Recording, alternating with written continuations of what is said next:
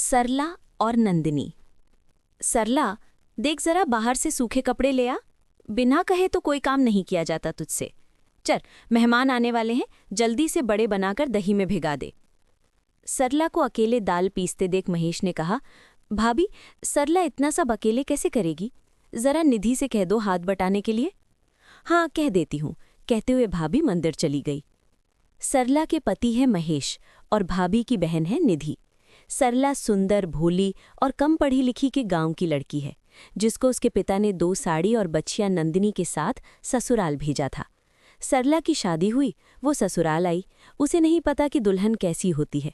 उसे महेश के पद व पैसे के बारे में भी नहीं पता। महेश पटवारी है शहर में।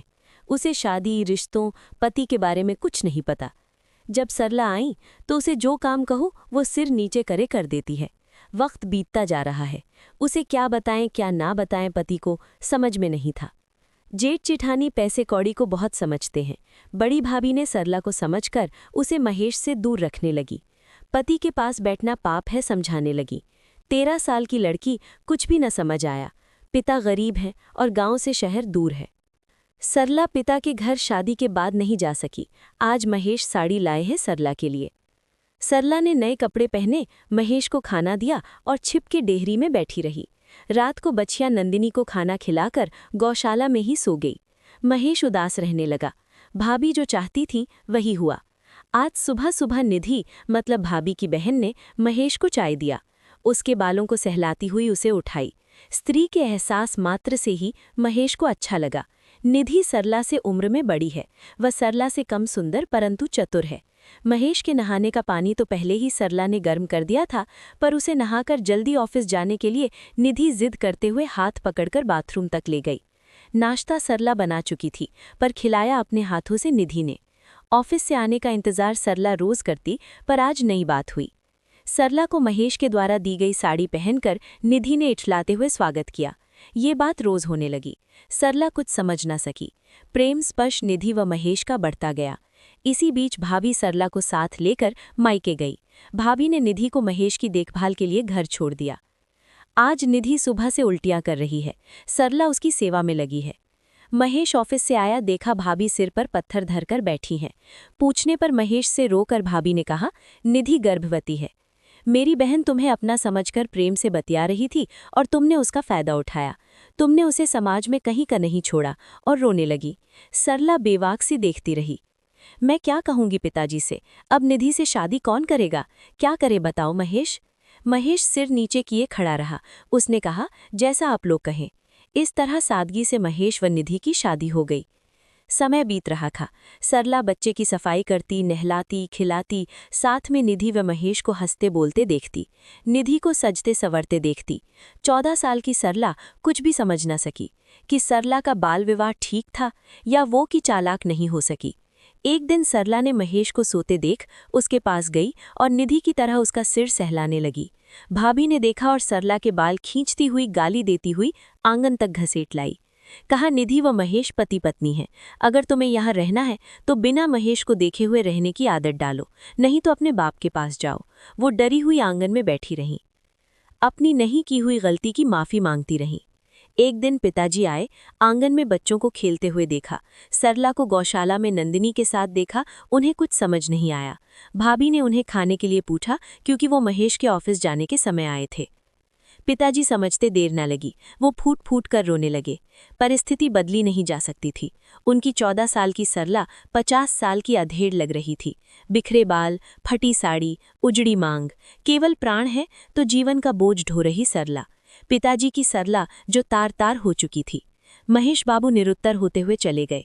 भाभी ने कहा, चाही तो सरला को मायके लाईं, पर समाज के डर से पिता उसे उसी हाल में छोड़ते हुए वापस चले गए।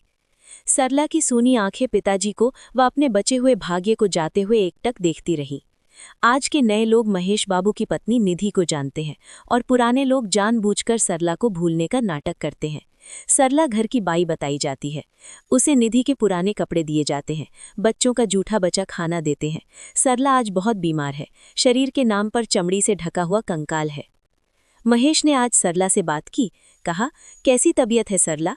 सरला न तब बोल सकी महेश से, न आज बोल सकी। कहीं केवल एक बार मायके जाना चाहती है। आज सरला को देखकर महेश को लगता है कि उसने अपनी सरला के साथ क्या कर दिया। उसने सरला को दुनिया के हवाले कर दिया। आज वो मरने के लिए जी रही है ऐसा लग रहा है। क्या करेगी वो जी के? क्या महेश उसकी स्थिति सुधार सकता है? सरला की पहले दिन की तरह आज भी बच्चों की तरह देखती है। वो प्रेम से जगाने वाली निधि महेश को पैसे की मशीन समझती है। वो बच्चों व शॉपिंग में व्यस्त रहती है। बड़ी भाभी ने सरला का हिस्सा अपनी बहन निधि को दे दिया। बड़े भैया कुछ नहीं बोलते। बच्चे सरला को पागल कहते हैं। सरला जैसी पहले दिन थी वैसी ही आज है। सरला के माता पिता नहीं रहे। गांव के लोग कोई खबर नहीं लेता है। लोग अपनी लड़कियों को उदाहरण देते हैं कि अगर समझदारी नहीं दिखाएगी तो जैसा हाल सरला बुआ का है वैसा होगा। आज शादी के बाद पहली बार सरला मायके आई है। महेश लाया है सरला को उसके घर दिखाने। माँ बाप खत्म हो गए हैं। सरला आज भी उतनी ही शांत है।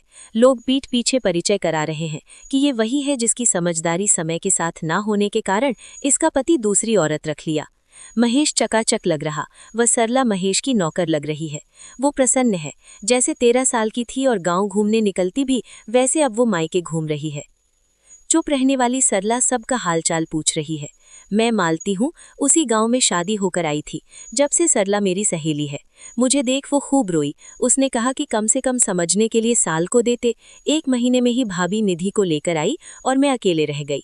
परमात्मा की मर्जी यही है, समझकर जी रही हूँ। मैंने उसे अपने कपड़े पहनाए और हम साथ घूमने चले गए। 2 दिन 2 पल में कट गए। आज सरला को जाना है अपनी बची हुई जिंदगी जीने। खबर आई सरला नहीं रही। वो खुश होकर गई पर प्रश्न चिन्ह छोड़ गई। क्या? आदमी को औरत को समझने व गृहस्थी समझने में कितने समय दिया जाएगा? उसकी खामोशी को समझ सकेगा? क्या महेश को नहीं कचोटता कि वो सरला से जो चाहता था वो उसे पास बिठाकर कह सकता था? क्या निधि को पैसे वाला पति चाहिए था या दूसरे का पति? क्या भाभी अपनी बेटी को सरला के रूप में देख सकेगी? क्या परिवार समाज में न्याय केवल बोलने वाले को दिया जाएगा या बेजुबान भी न्याय के लायक है? सरला की एकटक देखती सूनी आंखें प्रेम, पति, परिवार, सम्मान को तरसी आंखों को जवाब दे सकेगा महेश? उसे उसकी केवल बेजुबान नंदिनी बछिया समझती है।